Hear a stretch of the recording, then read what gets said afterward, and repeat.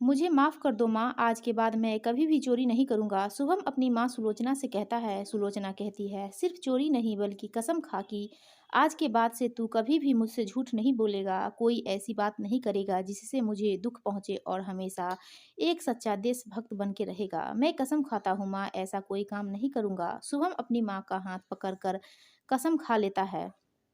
सुलोचना गांव में रहने वाली एक साधारण सी औरत थी। गांव में कपड़ा बनने की फैक्ट्री में काम करके अपना घर चलाती और शुभम की पढ़ाई का खर्च उठाती थी। वह अच्छी माँ ही नहीं जिससे अपने बेटे को अच्छी पढ़ाई और संस्कार दिए, बल्कि एक अच्छी देशभक्ति भी थी। जब उसकी शादी शुभम के पिता दिनेश से हुई तो बहुत खुश थी। उसे लगा था जैसे सारा जहां उसे मिल गया है। दिनेश उसका बहुत ध्यान रखता था और उससे बहुत प्यार भी करता था।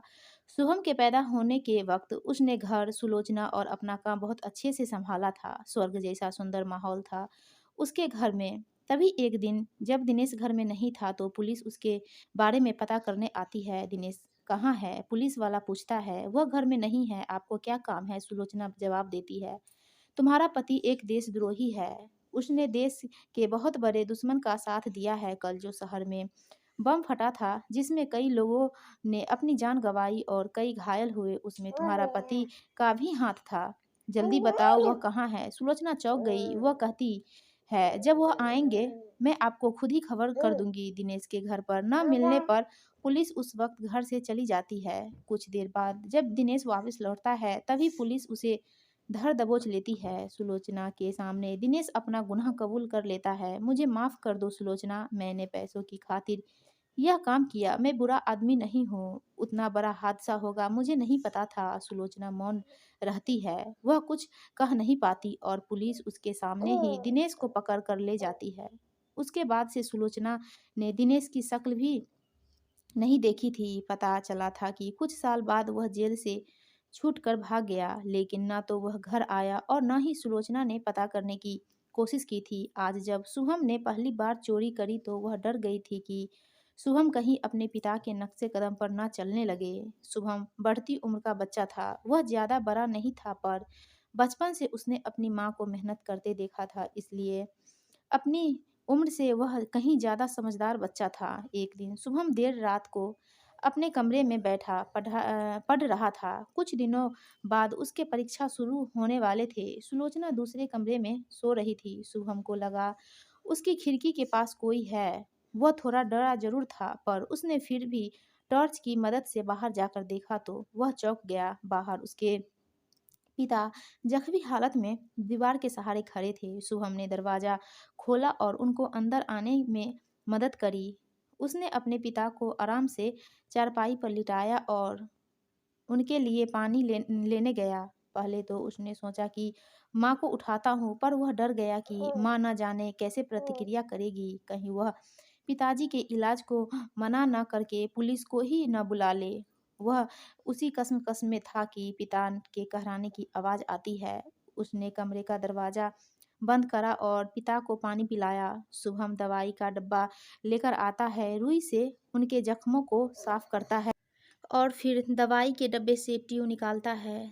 दवा लगाने से पहले वह पिता के कपड़े बदलने में मदद करता है, अपना कुर्ता पजामा निकालता है और उनको पहनाने में भी मदद करता है। उनके कपड़े पिताजी को करीब करीब अच्छे से आ जाते हैं। शुभम पिता के फटे कपड़ों को पलंग के नीचे रखकर उनको दवाई लगाता है। शुभम की इतनी सेवा से दिनेश का दिल भर आता है।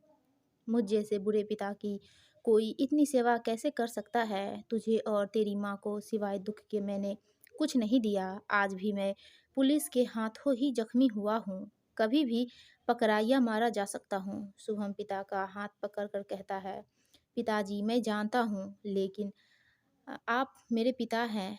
आपको इस हाल में मैं अकेला नहीं छोड़ सकता। आपने आज तक जो भी कुछ करा वह सब गलत किया, लेकिन आपकी तरफ जो मेरा फ़र्ज़ है उसे मैं निभाऊँगा। आप रुकिए, मैं आपके लिए कुछ खाने को लाता हूँ। शुभम अपने पिता के लिए रसोई से चुपचाप खाना लाता है। खाना खाकर और थोड़ा आराम करके मुंह अंधेर ही दिनेश चला जाता है। रात भर का जगा हुआ शुभम थक कर सो चुका था। जब उठता है तो उन उसको अपने पिता वहाँ नहीं दिखते। सुबह जब सुलोचना सफाई के लिए उसके कमरे में आती है तब पलंग के नीचे उसे कपड़े दिखते हैं। वह समझ नहीं पाती कि वह किसके कपड़े हैं। वह सोचती है जब शुभम स्कूल से आएगा तब पूछूंगी। स्कूल से आते ही माँ के कुछ कहने से पहले ही शुभम उसको सारी बात सच-सच बता देता है। सुलोचना सुनकर स्तब्ध रह जाती है। वह शुभम से कुछ नहीं कहती और चुपचाप अपने काम में लग जाती है। एक तरफ तो उसकी माँ यह सोचकर दुखी थी कि उसके बेटे ने उसे झूठ बोला था, लेकिन दूसरी तरफ यह सोचकर मन में सुकून भी था कि शुभम ने एक अच्छे बेटे होने का फर्ज निभाया था। कुछ दिनों तक वह ऐसे ही चुपचाप अपने काम में लगी रहती है। एक दिन शुभम बेचैन होकर माँ से पूछ लेता है, माँ आप मुझसे नाराज हैं? मैंने कसम तोड़ी, आपसे झूठ बोला। मैं तो बस एक अच्छे बेटे का फर्ज पूरा कर रहा था। एक पिता की तरफ आपसे सच छुपाया, झूठ बोला और अपनी कसम तोड़ी। मुझे जो चाहे सज़ा दो माँ, पर मुझसे बात करो, मुझे क्षमा करो माँ। सुलोचना रोते हुई कहती है, कसम तोड़ना गलत है बेटा, लेकिन हालात को देखते हुए तेरा झूठ कसम पर भारी है। तूने फ़र्ज़ की खातिर झूठ बोला, एक इंसान की मदद के लिए झूठ बोला, पर तूने खुद भी मुझे सारी बातें अपने आप बता दी। इस तरह तूने अपने कसम भी कायम रखी। मुझे तुझसे कोई शिकायत नहीं है। एक दिन खबर मिलती है कि दिनेश फिर पुलिस के हाथ पकड़ा गया। दोस्तों, आपको यह कहानी अच्छी लगी तो प्लीज़ वीडियो को लाइक कीजिए और हमारे चैनल को सब्सक्राइब